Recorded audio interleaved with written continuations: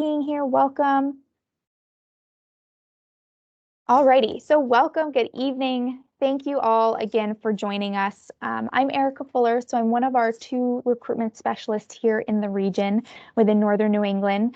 And in addition to leading some of our volunteer recruitment strategy in Vermont and New Hampshire specifically, I also oversee the volunteers that are in the volunteer recruitment champion role. Most of who's here tonight are VRCs, but we also have some other folks joining us. So just wanted to give a little bit of that context. But tonight we're coming together primarily to celebrate the end of fiscal year 21, which was the inaugural year for our VRCs, our first year with them in action. We're going to be talking about the development of the role, spotlight some of our VRCs. We have a couple of speakers we're going to hear from. We'll also take some time to open the floor for some open discussion, where I hope folks will participate, as I mentioned. And then ending our night, we're going to talk about our goals headed into fiscal year 22. And what I'm most excited for is at the end of the night, we have an opportunity to get some gifts out to our VRCs. So one of our volunteers, Monogna, if they have hopped on, I did not see them when we started, but we will be flexible. We'll be talking about some VRC gifts and recruitment kits that we're going to get out to each of you to make your role as a VRC a little bit easier, a little bit simpler. But along the way, please interact. I'd love to see the use of the team's reaction features. You can use the little clap and the laugh buttons and, whatever else fits the mood, as well as the chat box that will help us along the way. Just hearing your thoughts and being able to answer your questions. I do want to recognize that I'm not facilitating this evening all by myself. I have the help from our lovely VRC planning team. So with us this evening, we have both Monogna Dumpala and Max Morse, who've been with the VRC role since its launch in January. They came on to help with the planning pieces, and you'll hear from both of them this evening on different topics. But basically, they've really been helping me stay organized and helping us make forward progress with this role. We'll continue to make changes and adapt the program as we figure out what works and what doesn't work, and they have been a part of that. I also want to give a shout out to Allison Carey, who may, I can't see who's in here right now with the presentation in front of me, but she may have hopped on. She might hop on in a little bit, but she just stepped down from our VRC lead role. For good reason. She graduated from UVM, so we're very excited for her, but I did just want to give kudos where kudos is deserved. She helped a lot with the foundations of our planning team and some of the progress we've made. So thank you to each of them for being here tonight, for being a part of the program, for taking on a leadership role, and overall just helping me. I really appreciate all that they've contributed. So with that, we do have a sizable agenda, so we will hop right in. So I added in some animations tonight. We'll see if they mess me up or if they end up being a helpful tool. But first, just starting with an overview. So we know that 2020 and 2021 thus far have been a crazy time for all of us. Everyone here has been affected in some way, shape, or form. I mean, Suzanne, before we started, you were just talking about travel and how that has not been much of a thing. So I just want to thank you all for your resiliency. If you're here now, if you're volunteering with us, I know that you've shown strength through continuing to stay involved with us. A lot of folks have had to step back through the pandemic, but I just want to thank all of you for sticking with us, being able to continue to serve. Even though that service maybe has looked a little bit different, it's no less meaningful. So you may not know this at this point, but the volunteer recruitment champion role was designed out of a necessity. Following the start of the COVID-19 pandemic, our recruiters had to abruptly stop all of our in-person recruiting. So we were no longer going out to events. We weren't traveling around the region, trying to find and talk to folks who were interested in volunteering with us. And we needed a new way to connect with people. So a lot of what we were doing was online and will continue to be online because it's a useful tool. But we also wanted to find a way to get more of our volunteers involved in the recruitment of volunteers so that we can fulfill our mission. So this is where the idea for VRCs came from.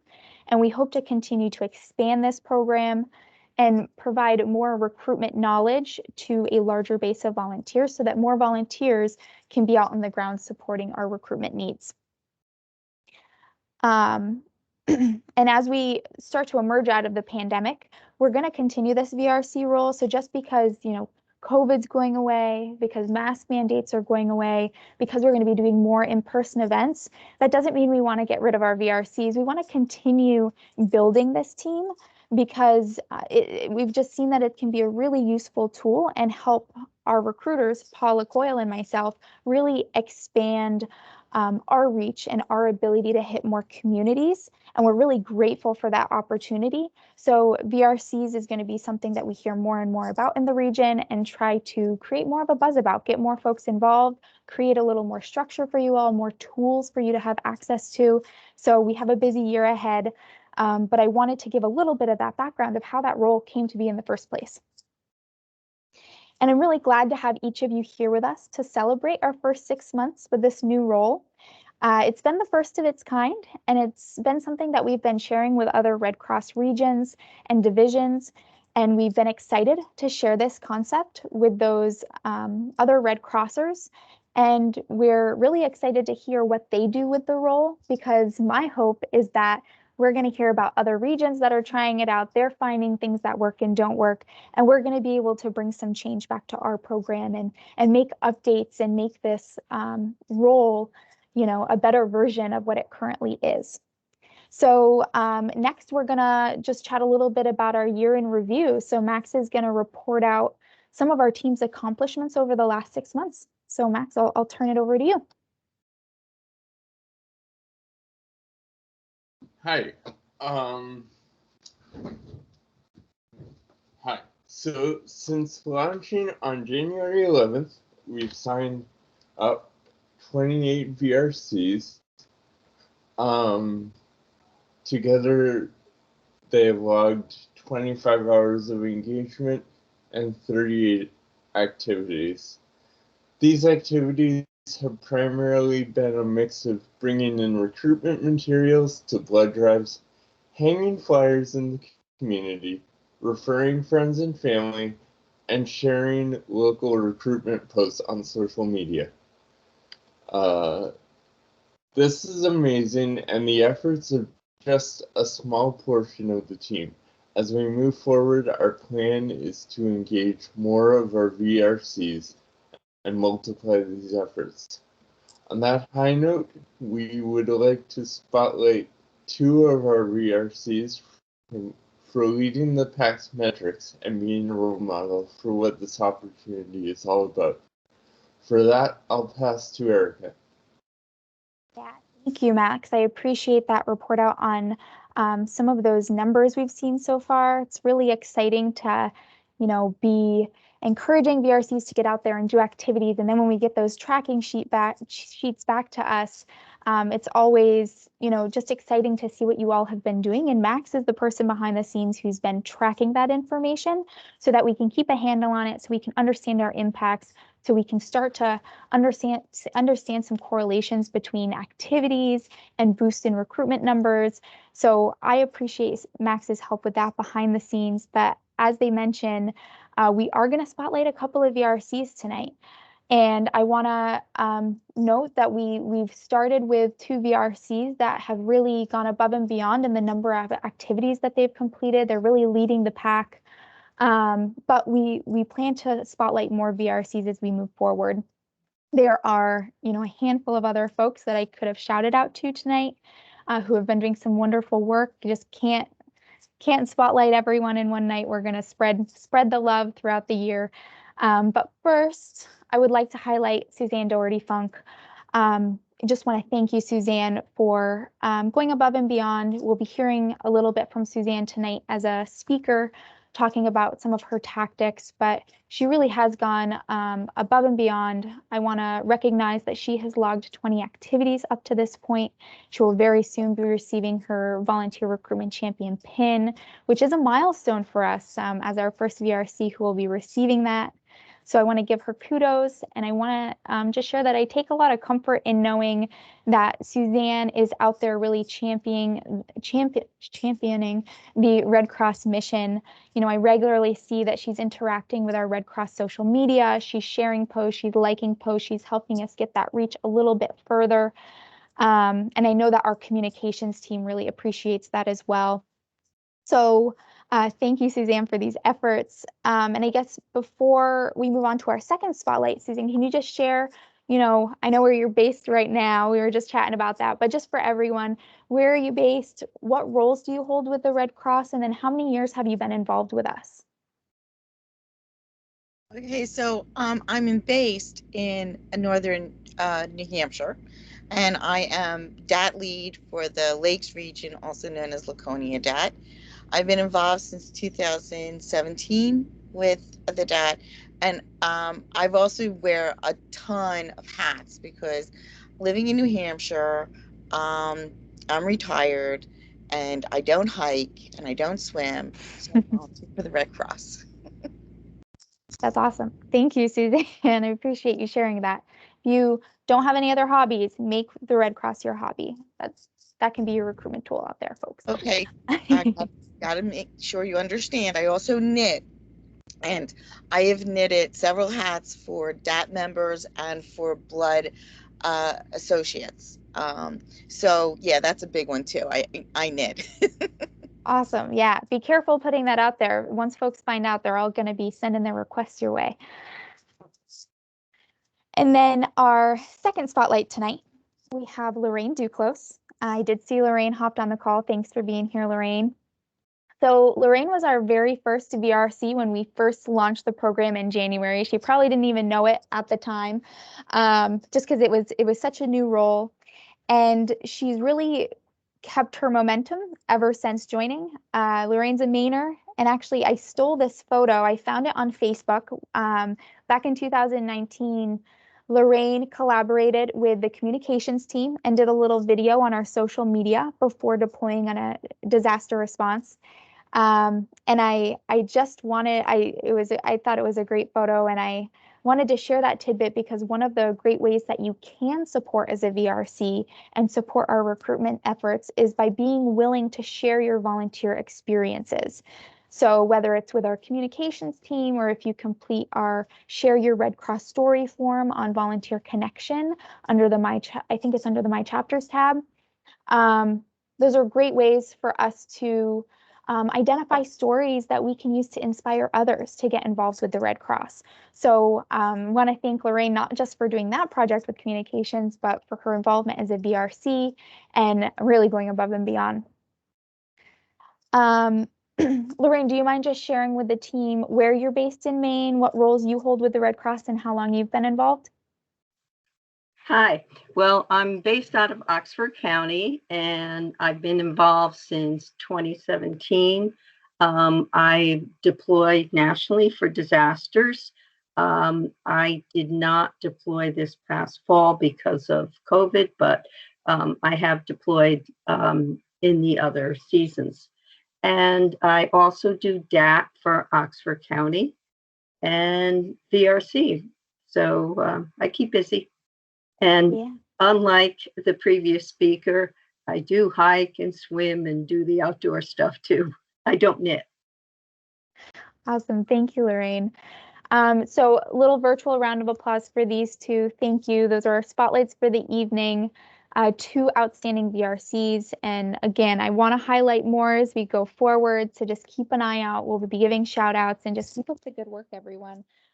We really, you know, when we see folks go above and beyond, I really want to make sure that we highlight that and we elevate those stories. So next we're going to transition. We are going to hear from a couple of speakers. We're going to hear from Suzanne. We're also going to hear from Elizabeth. So first, I've alluded a couple times to Suzanne's share today, but to officially introduce her today, Suzanne brings with her an example of a best practice that she's done long before becoming a VRC. But it just so happens that this activity that she does, this way she goes about what she's about to share, married really well with this role once we created it. So it really just made a lot of sense. So Suzanne, I'll pass it to you, and then we can see if anybody has questions. Thank you. That's really kind of you. I'm just wondering, can I share my PowerPoint or Absolutely. Yes. right, so let me just find it because it's always a joy trying to find the PowerPoint and seeing if we can go. Can you see it now? I'm not sure Yes. what the screen is seeing. Okay, so basically, I've been a blood donor ambassador for a couple years now, and honestly, the best way to get our message across about the Red Cross is it's all about the swag, baby. Honest to God. You walk in with your Red Cross hat, you walk in with your lanyard, and being a DAT member, I have access to comfort kits, blankets. I do either bring my computer or I bring my iPad so I can run a PowerPoint if I'm able to use, if they're doing it in an area where there's a screen and I can use Bluetooth, I will put it up on the screen. I definitely bring a lot of brochures with me. The other thing that I bring with me is signs because you can put all this stuff out and people will just walk by it and they won't even know why it's there. So I have signs that say, comfort kit, blankets, disaster action team. I also bring a notebook and a pen.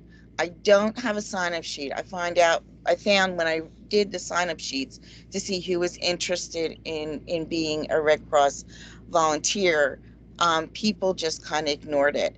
So now I have conversations with people, and then after the conversations, I say something along the lines are, if you're interested in volunteering, and I give them the brochure, and if they would like me to contact them, I ask them to sign my book, and I will send them out more information about becoming a local DAT member, usually in the Lakes region, because that's where I do most of the blood drives. So I know sometimes swag is really, really hard to come by, but I'll tell you with the blood drives, I always make sure I have one of the t-shirts on, the Red Cross t-shirts on. I make sure that people know that I'm representing the Red Cross, and I try to be as friendly. I open up, I have conversations with people. A lot of times you'll hear people say, "Oh, when I retire, I'm going to join the Red Cross." Well, that person is getting a brochure. They can stick it in a drawer, whatever. But when they retire, they might decide to organize that drawer and decide that's the time that they want to become a member of the Red Cross. And again, it's all about like one of the best things that I think it's hysterical is if I bring a blanket or a comfort kit, people think that they're freebies, and oh, can I take one of these? And it's like, well, no, but let me tell you about the Red Cross. So that's there's only one blanket, guys. There's only one comfort kit. There's like 50 people coming this blood drive, so they're not giveaways.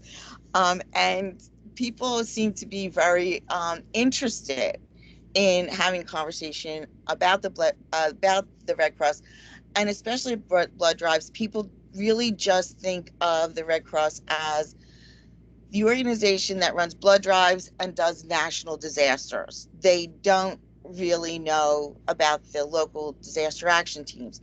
They don't know about service to the armed forces.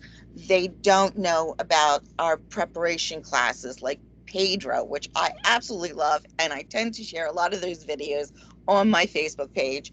And so there's so much more involved with the Red Cross, and again, it's getting that conversation started and letting people know, hey, it's not about deploying to California. You can stay right here local if you want, or if you don't want to deploy, have you ever thought about volunteering for the service to the armed forces?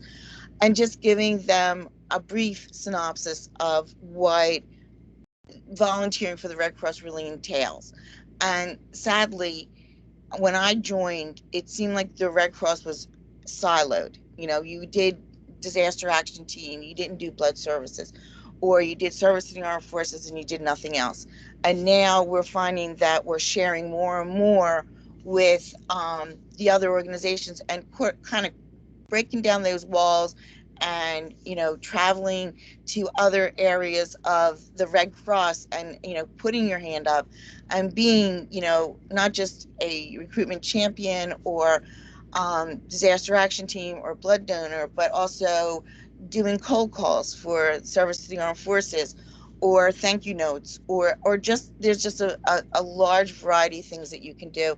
And some people were like, well, I didn't know it, and I think I could fit this into my schedule. So that's really nice. The other thing is everybody in my community knows how much I love to talk about the Red Cross. And in the beginning, they were like, oh gosh, there she goes again. Now, my women's group has me as a backup speaker. So when a speaker backs out of an engagement with our women's group, they call me and say, hey, Susan, can you do something for preparedness, or can you do something, tell us more about disaster action team? And that's been a real boom. It's not just about blood drives, it's about we as a community as one whole. And I just really quickly, because I know I'm running out of time, I wanted to share some of my PowerPoint. This is run on a continuous basis. It's on a loop. I don't have to do anything. People can look at it, they can ask me questions about it. And I try to incorporate as much as I can of the different aspects of the Red Cross. And this picture here is actually a real person. Her name is Linda Nordsman, and she's the queen of canteening. And so I also try to very much incorporate real pictures, real people that are part of the Red Cross here in New Hampshire. So I'm going to scoot down here real fast, and I just want to show you, this is the big part of my presentation is putting in pictures that happen within our region. This is Wolfboro. I couldn't believe they had a Red Cross truck. It's awesome. It's, just sitting in the library doing casework or meeting with firemen. These are all opportunities. See, this is the swag, baby. Hat, lanyard. Everybody's excited. Everybody's ready for that blood drive, and everybody's happy. And just really just reaching out to the community and being honest. And you can see my knitting. I'll do that at a blood drive, just to start the conversation. And then this is my favorite slide of all time. It's all about giving back to a community and communicating and sharing. And that's all I have. Lovely. Thank you so much, Suzanne. I guess we'll pause for just a moment. Does anybody have questions for Suzanne before we move forward?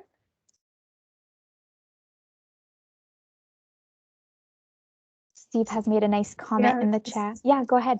Denise, can we get a copy of that slide presentation? Yes. Absolutely, Denise. Yeah, absolutely. So Susan did share it with me. So if you scroll all the way to the top of the chat from tonight, that presentation is living in this Teams meeting, but also we will put that updated version on our group share as well, and we can make sure to, we'll email out some of the resources from tonight following the presentation. So we'll make sure it gets into all of your hands, because I think will be a very useful tool. And I wanted to ask Suzanne, how this slideshow that you bring out to your blood drives and that you're using and you have playing on this continuous loop, how difficult has that been to make happen? Does that take a lot of extra time out of your schedule? No, not at all. I bring up backup batteries because I'm not going to be using plugs. I just talk to the manager of the blood drive, tell them what I'm going to do. They go for it. And it might have taken 2 hours to put the presentation together. What I should do is say that I stole this presentation. It started with I believe it started with the Seacoast DAT team. It went to Keene, then it went to Berlin, and then that's where I saw the presentation for the first time. And then I asked if I could have it, and they said yes. So I worked from that original slideshow, PowerPoint, and then I just incorporated some of the other presentations I have done as speaking engagements and made the presentation my own. And I would hope that other people will also take advantage of, getting the presentation and then just making it their own. Yeah, and it seems like you've done a lot of the legwork for the team, Suzanne. So, folks, the resource is there. So like Suzanne's saying, make it your own, but use it. It's something we have access to, and I think it can be a great tool.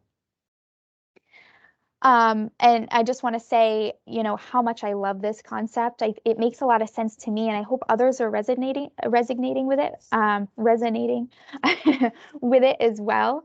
It's something that can really help us, as Suzanne was talking about, take that one Red Cross approach to these blood drives. So we're not just, we're kind of, helping our blood donors understand that there's more to the Red Cross than just blood drives. We can educate them about SAF and about disaster action teams and about these other lines of service that they can be involved with.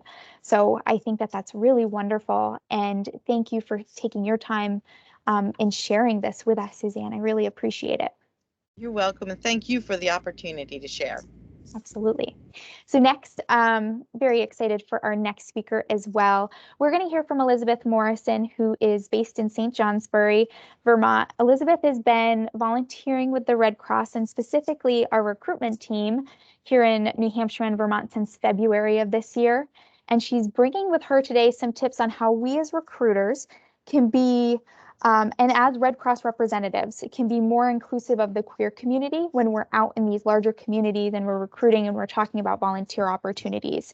So she's going to be talking from her perspective as a queer individual and help send you away with some new tools for your recruitment toolkit. So I will pass it over to you, Elizabeth. The floor is yours. Thank you. So yeah, my name is Elizabeth. Well, it's my birth/given name, but my more chosen name that I have recently discovered is Jean. So if you ever want to get in contact with me, you can refer to me as Elizabeth or Jean if you want.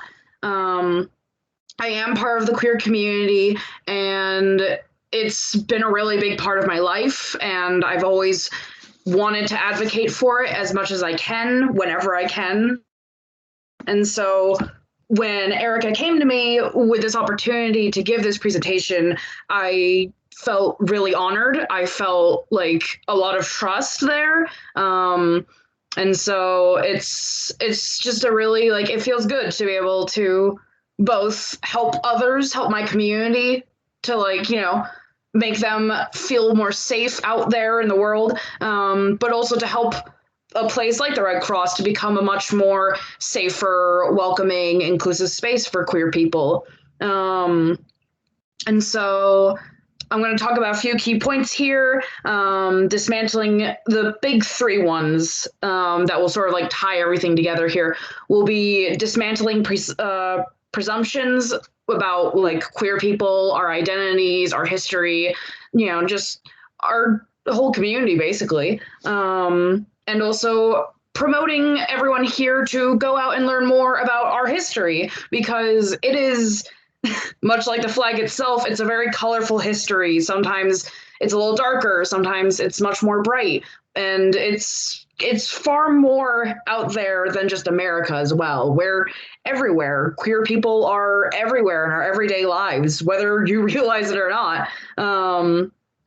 And so learning our history is a really big key thing in learning to accept and support us as a community. And finally, the last and I think most important point is respecting our identities, our labels, and the fact of like why we may choose them, why we chose this one over that one, how we define ourselves with that label, and how it makes us different from the normative boxes that society tries to put us in. And so I mostly wanted to start off with talking about how when you're in a crowd of people, the best thing to realize is that not every queer person will be visibly queer in one way or another, or at least not very like loud in their queerness. Sometimes it could be as simple as them wearing a pride pin, or if you want to get a little stereotypical, a woman wearing plaid, or a man who seems very like flamboyant, that person could very well be queer. But stereotypes are a thing, and they're both something that are founded in truth, but also that is a presumption of where, a man is skinny and dainty and feminine, so he's probably gay. That is a presumption that many people have, and it may be a joke for fellow gay men to make, but it most certainly is a presumption that a lot of people have. And so I guess when in a crowd of people, the best thing to keep in mind is that literally anyone around you could be queer in one way or another. Such as you could meet someone who looks like a butch lesbian, but they're actually a trans man. Or you could meet someone, you could meet someone who loves romance and daydreams of meeting their true love, but they could be asexual, but still feel that romantic attraction. And really, it's like, it's realizing that not just queer people, but every human is unique. We are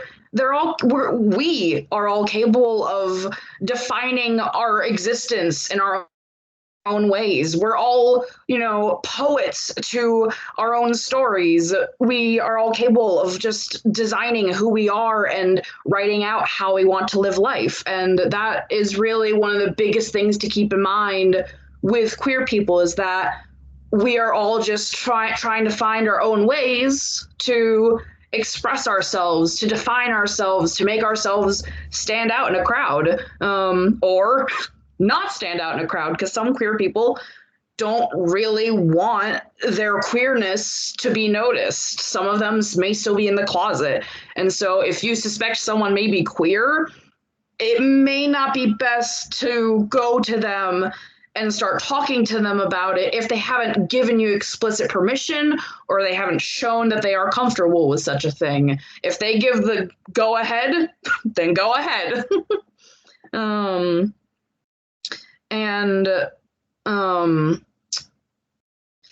So yeah, when talking with a queer person, if you do find yourself talking with a queer person and they tell you about their identity, don't immediately assume that you will know everything about them just based on their identity alone. Like, just, be open to hearing about their life story if they're willing to share it. Don't just assume that, oh, this person is a trans man, they must know a lot about cars, or, they must, really, enjoy more soft feminine things or whatever, or they might be a drag queen. Like, just I have oh yeah, they will definitely let you know if they want to share their identity. Some queer people are extremely eager to share about their identity and talk about its history, or even just their experience as a queer person. But sometimes they definitely are more difficult with opening up about it because maybe they've had a lot of trouble coming out, whether it's with family or friends or whatever. And so it's a difficult topic for them. There's everyone in the queer community. We all have our stories. We all have our struggles, our triumphs. We all are just trying to deal with our own things. And the biggest thing we're trying to deal with is being queer. And so that is why, as VRCs, it's really important that we create that safe space for the queer community and queer individuals, so that they don't get that wariness of like, is it okay for me to put my pronouns in this email signature, even though they're not traditional pronouns, or is it okay for me to wear this pride pin at work or during this meeting? There's a lot of struggles we still face. And that is where learning about our history really comes in, because, queer people have faced a lot of oppression for centuries. There were, we've gone through a lot of ups and downs. We've gone through a lot of tragedies, and a lot of people nowadays in present day just seem to think that our history started and ended with gay marriage was legalized nationwide, the end. But that's really not the case. And there's so much more to our history and the identities and groups within it, all of like the charities we've had, the groups we've started. it's all just there and it needs to be learned and, maintained in order for people who are both in the queer community and not part of it to understand our roots and where we came from and like what the original purpose of our community was. And once again, as VRCs, there's also the fact that the Red Cross itself has a history with the queer community, and it's not exactly a good one. There was, for blood donations, the FDA set out a rule that said that any men who are sexually involved with other men, they are not allowed, originally, they were not allowed to donate blood for, about 6 or so months. But luckily, the Red Cross and the ARC,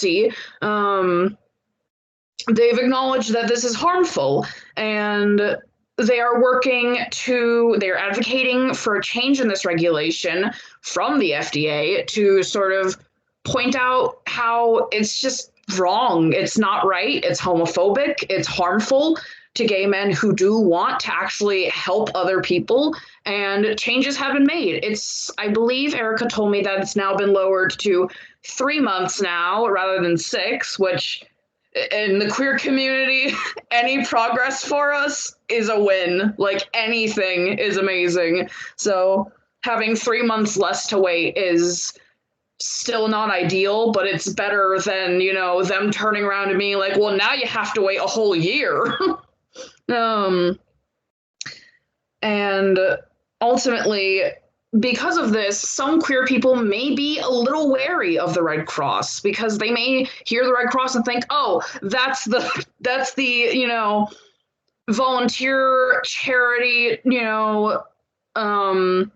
community organization that, that's homophobic when, and that's sort of why, again, we need to create that message of where it's like, and spread that awareness of where it's like, we are working towards changing this. We are advocating to be more, to listen, and we are listening.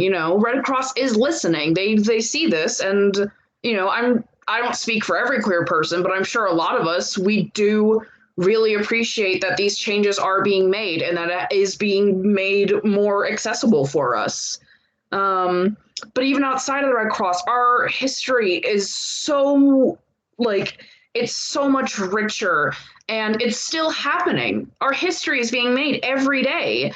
And so if you are given the opportunity ever, as an ally, if you are ever given the opportunity to attend something like a workshop or a gathering that focuses around queer people and our history, and in my opinion, more importantly, is led by actual queer people, then I absolutely would say go for it. If you have the time and you want to actually listen and learn about, our community and our history, I absolutely say go for it, and just, go in with an open mind, and trust me, you'll probably be blown away at some stuff, but it really is whenever you get a chance to learn, take it, because you don't know when it's ever going to come back.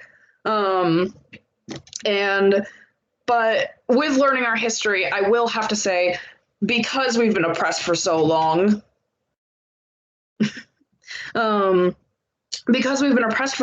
and faced so many issues, our history is not exactly the prettiest a lot of the times, and it can be very mentally draining whenever you seek out this information or even go out and talk. And if you are to go to any of these events, the most important thing to know is you're going to be learning about the trauma of an entire community and individuals. You're going to probably hear some really outrageous and upsetting things, but if it's really the best way to think about it is that if you as an ally feel this outrage for us as queer people, it's really a moment to reflect and just think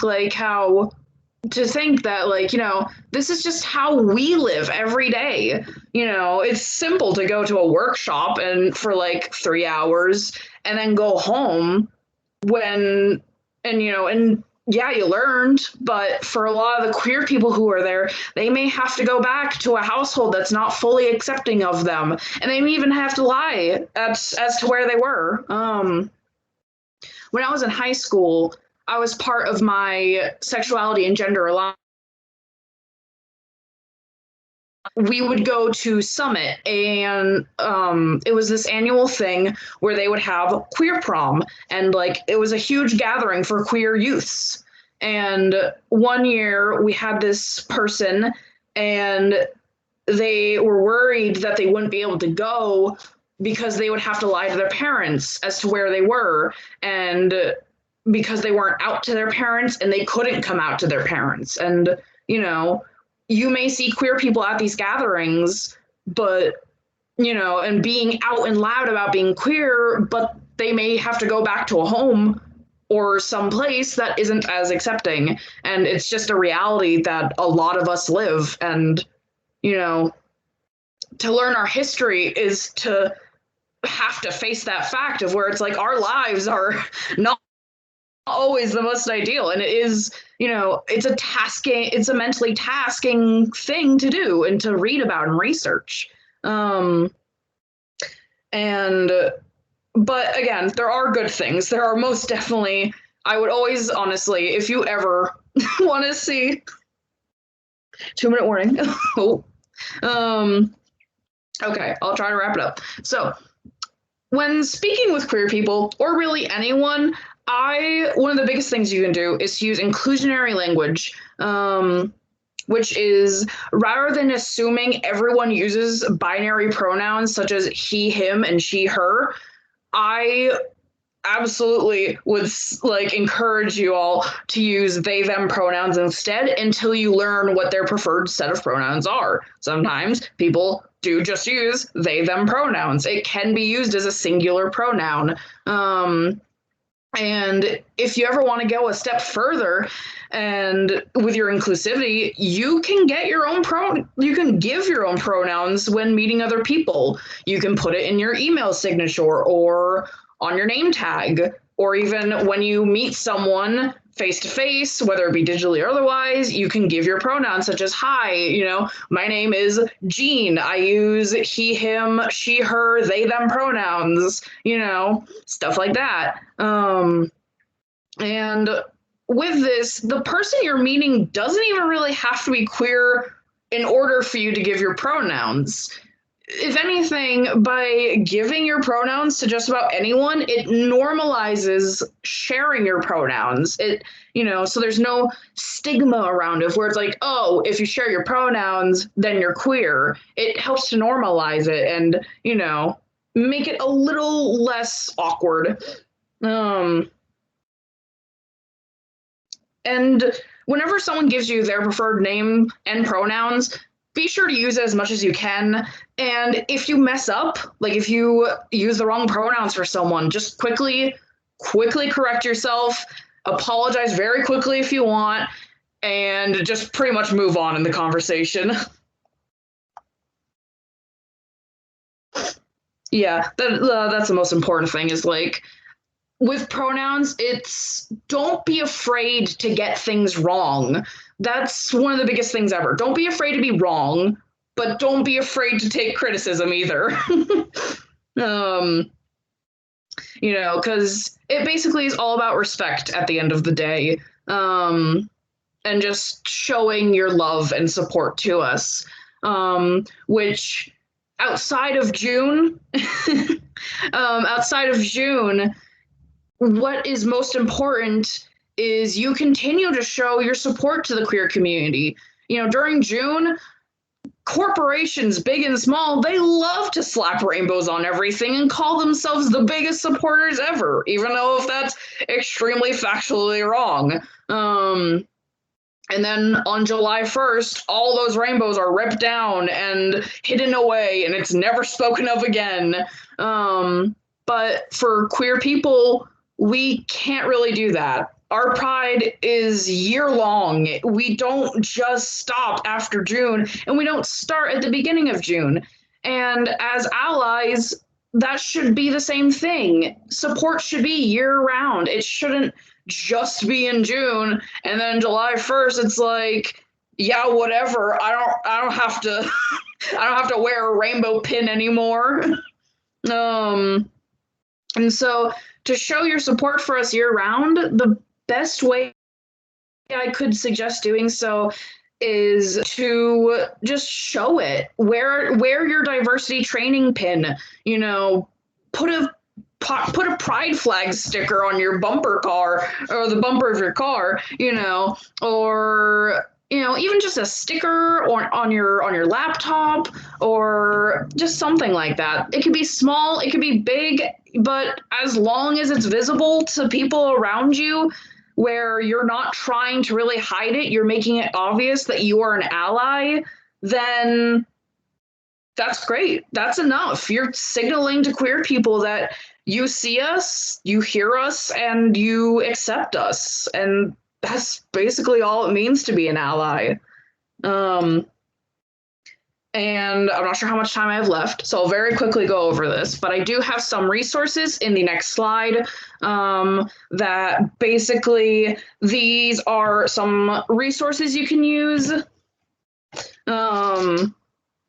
These are some resources you can use to get started on being a queer ally and a supporter of us and educating yourself on how you can be, basically just make the whole world more inclusive. And with the final one of the LGBTA wiki, that one is especially important to me personally because it is a catalog of every named identity that has been a part of the queer community, as early as just simply being gay way back all those centuries ago, to as early as an identity that was made online like 3 years ago. There's everything on there, and it may be a lot, but the biggest and most important thing is you don't have to fully understand our identities in order to accept and support us. That is one of the biggest things to keep in mind, is that you may hear an identity that you may not entirely understand, or may even think, well, that doesn't really seem plausible. The most important thing is to remember that, yeah, you don't have to know every definition of every identity. You don't even have to know all their names. But ultimately, once again, we are all just people. And we're all just trying to define who we are and express ourselves in the best way possible, for as long as we're around. And that's just the most important thing to remember when it comes to the queer community. Thank you so much, Elizabeth. I do have to cut you there. I'm so happy, though, to have you talk for a little bit longer with us, just because this is such a great topic for us to talk about. And we want to be inclusive as Red Crossers and as VRCs and Red Cross representatives while we're out in the communities finding new volunteers. So I think it was just so fitting for this group for you to speak with us. And I have to just thank Elizabeth. So Elizabeth's with us through a work program, and her placement with us is going to be ending next week. So I'm very sad that she'll be leaving our recruitment team, but I want to highlight that sorry, I forgot that my camera wasn't on. I want to just highlight that her first week with us, I had her looking at some positions descriptions, and she was going to be working with them to make them a little bit more approachable for the public as we post them out there and try to find volunteers. And she was looking at the descriptions, and she immediately picked up on the pronouns that we were using in some of our postings. And it was an initiative that we had here in the Red Cross to eliminate some of those binary pronouns. But we're human, we make mistakes, and sometimes we miss things, and she picked up on some of these that we'd missed. So it helped us revisit, make those changes so that our positions could be a little bit more inclusive for those folks that were viewing them externally outside of the organization. So her experience as a queer person has directly benefited our team. And now tonight she's been able to share some of her experience with us and some of these tips that I think are very useful, especially to this group as representatives who are out in their community interfacing with people. And Elizabeth did spend a great deal of time putting her notes from tonight into a one-page tip sheet. So that's going to come out. It's in the chat at the beginning as well, along with those other resources. But at the end of tonight, actually probably honestly tomorrow, you will get an email and it's going to have that tip sheet attached as well. So you can go back and you can remind yourself of some of what Elizabeth has talked about, and just, do what you can to take bits and pieces of what she has shared and bring them into your recruitment toolkit when you're out there. Let me get back to my slides here. We are going to update our agenda just a little bit. We're going to start gearing towards the end of our presentation.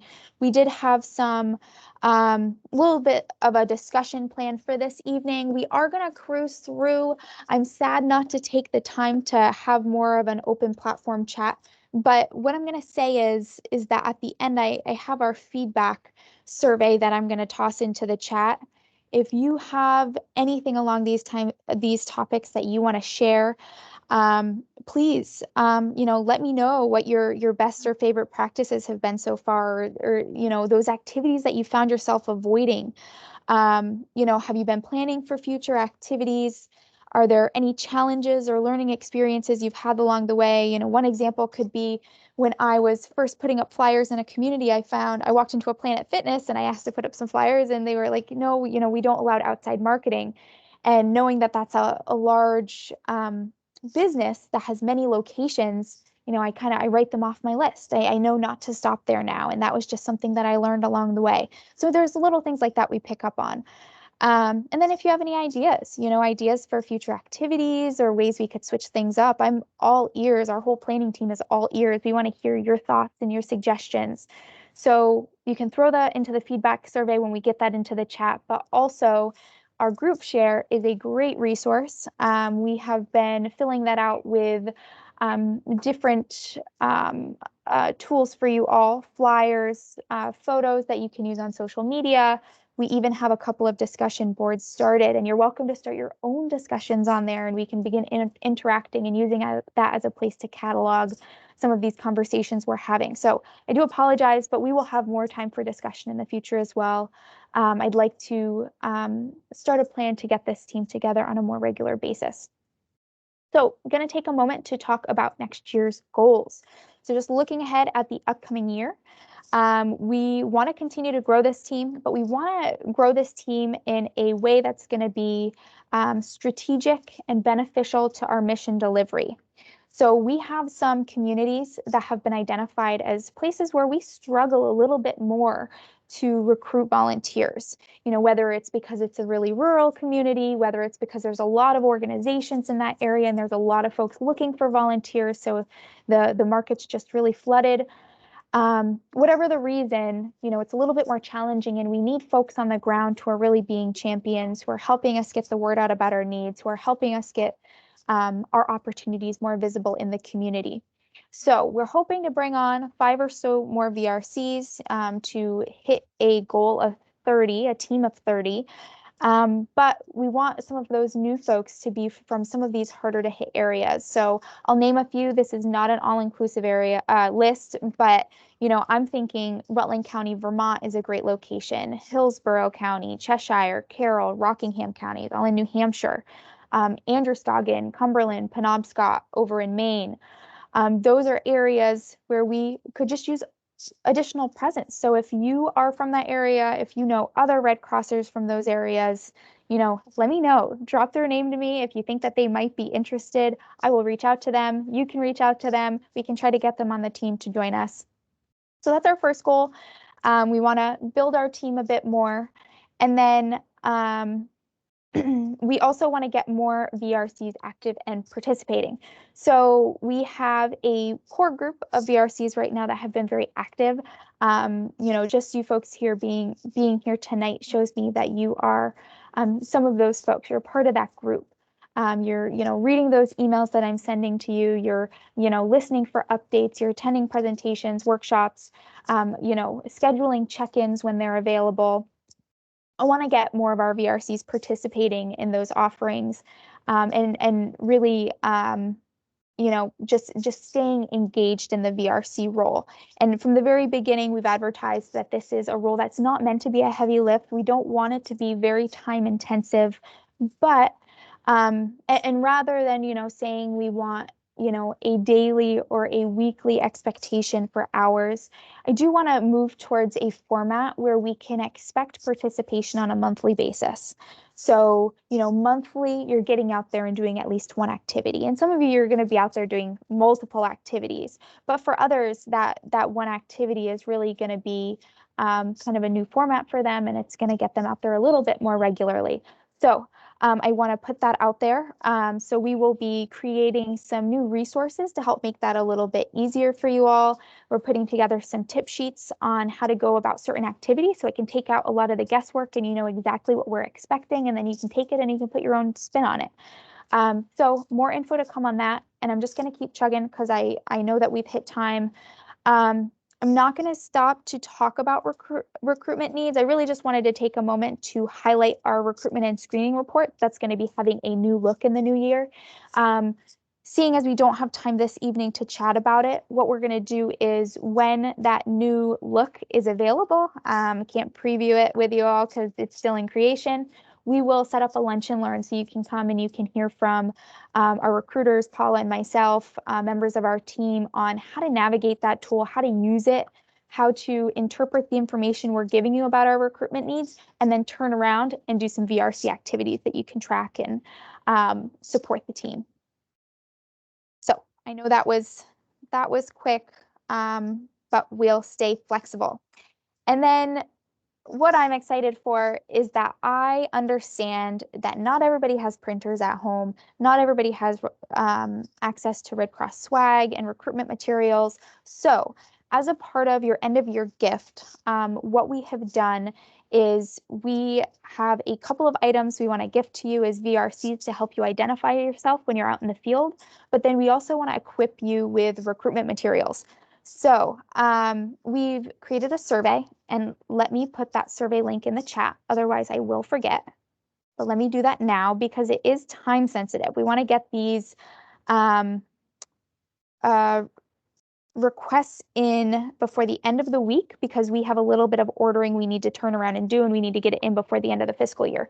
So here is the link to request your gift and your recruitment kit. If you can just take a moment now to do that, you'll have it done and you'll be set to go. But basically, you're going to get a VRC name tag where you'll be able to list your pronouns. You will also get a recruitment tote.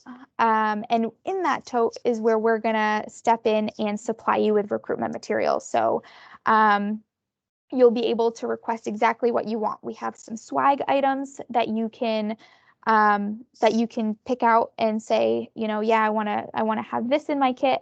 We're going to have brochures. We're going to have flyers. You're going to be able to give me some indication of quantity on what's going to be useful for you. So if you're in a smaller community, maybe you don't want 100 flyers. Maybe you just want 25 to start. And then as we get into the new year, we're going to regularly check in so you can request more materials, and we'll be able to mail those out to you. So you can get them right to your doorstep, and then you'll be able to turn around and use them out in your community. So we hope that that will help get those materials in your hands so you can get them out to your community, make it a little bit simpler, make sure that there's not a financial limitation as far as needing to go to the library and get prints made or anything like that. So please request that kit. I hope you'll all take advantage of that. And again, if you can just get that in by Friday, we will make sure to get your materials ordered for you. So we do have time to stop for questions. I understand some folks might need to hop off, but if you do have questions, please stick around. I'd love to answer them. And as we close out, I'm going to throw our feedback survey in the chat. You're welcome to give us any feedback that you may have and or any ideas you have for VRC activities that we should be promoting that we're currently not promoting. And look at me, I'm struggling to get back to the chat. Here we go. Survey link's not working. Oh, shucks. Well, I might have to email it out. Let me try it on my end. It is working on my end. Is anybody else having challenges with the survey link? Yes. Yeah. Okay. Let me check it out right now. I will, so I know folks like Okay. Leah to hop on. I think you have to be logged into Volunteer Connection and then click on the link, unless you want to set it to private and use the private, I'm sorry, the public, and use the public link. By default, it sets to only people with access to Volunteer Connection. Ah, I'm Yeah. logged in, I just clicked on it, it works fine. So if people try to log in first and then click on it, should be fine. It should work for them. thank you. I The appreciate access denied for me. Okay, I'll make sure to either convert that out of there or go in and change the settings. I won't be able to do it at this moment because I know I won't get it right. But thank you, Eric, for explaining that. And I will make sure to send out an updated link when I send out that reminder email with all of our follow-up materials. But I want to thank folks for joining us this evening. I know that we went over on time, so I appreciate your patience. And I look forward to meeting with you all and more of our VRCs in the new year. So feel free to stick around if you want to chat. Otherwise, I will stop the recording now.